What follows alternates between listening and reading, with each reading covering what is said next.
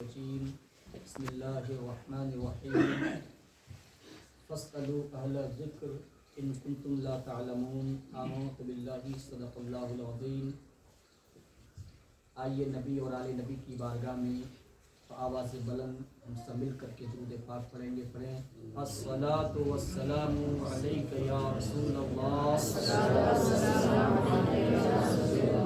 الصلاۃ والسلام علیک یا حبیب اللہ،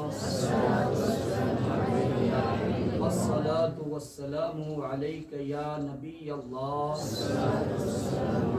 وعلی آلک اصحابک سیدی یا رسول اللہ صلی اللہ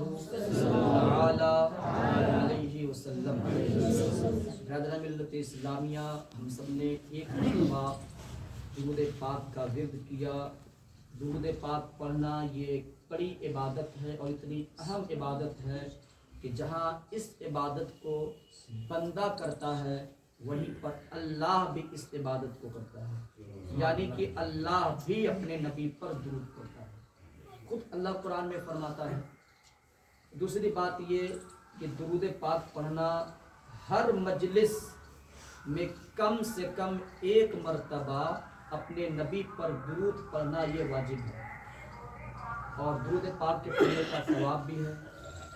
میں اکثر ایک حدیث پاک بیان کرتا ہوں کہ اللہ کے نبی علیہ السلام فرماتے ہیں من صلی علیہ صلاۃً صلی اللہ علیہ عشر رحمتاً وحطت عنہ عشر خطیات ورفعت لہ عشر درجات.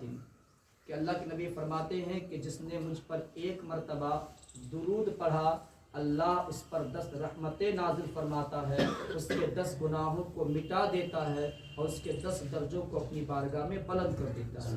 سوچے ایک مرتبہ درود پڑھنے کا یہ ثواب ہے، تو کوئی بار بار اگر درود پڑھے، بار بار درود پاک پڑھے تو پھر اس کا کیا پوچھنا، پھر اس کی نیکیوں کا اور اس کا جو فائدہ ہے اس کا کیا پوچھنا. تو یقیناً درود پاک پڑھنا ایک بہترین اور ایک بڑی عبادت ہے. ایک بار پھر پڑھیے اللہم صلی علی سیدنا محمد صلاۃ والسلام علیک یا رسول اللہ صلی اللہ تعالی علیہ وآلہ وسلم. کل کے بیان میں غسل کے سلسلے میں باتیں ہوئی تھی کہ انسان جو ناپاک ہوتا ہے، جس کے بعد انسان نہ تو نماز پڑھ سکتا ہے، نہ روزہ، نہ تو قرآن پڑھ سکتا ہے، نہ قرآن چھو سکتا ہے، نہ مسجد میں داخل ہو سکتا ہے. انسان جو ناپاک ہوتا ہے تو ناپاک کرنے والی 5 چیزیں ہیں جو کل آپ کو تفصیل کے ساتھ اس میں آپ کو ایک ایک کر کے بتا دیا گیا ہے. اب یہاں پر یہ سمجھنا ہے کہ ناپاک ہونے کے بعد اگر کوئی انسان ناپاک ہو جائے، جو باتیں 5 بتائی گئی، احتلام کا ہونا، بیوی سے ہم بستری کا کرنا، یا اسی طریقے سے بیداری کی حالت میں خواہش کے بیدار ہونے کے بعد مادہ منویہ کا شہوت کے ساتھ نکل جانا، یا عورت ہے تو حیض و نفاس سے فارغ ہونا، یہ 5 چیزوں کی وجہ سے انسان چاہے مرد ہو چاہے عورت ہو غسل فرض ہو جاتا ہے.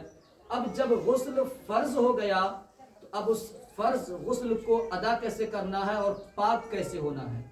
آج عام طور سے لوگ اس چیز کی بے احتیاطی برتتے ہیں اور پھر بس سوچتے ہیں ہم لوگ کہ ہم کو بس نہانا ہے، بدن کو بھگا لینا ہے چاہے جیسے ہو.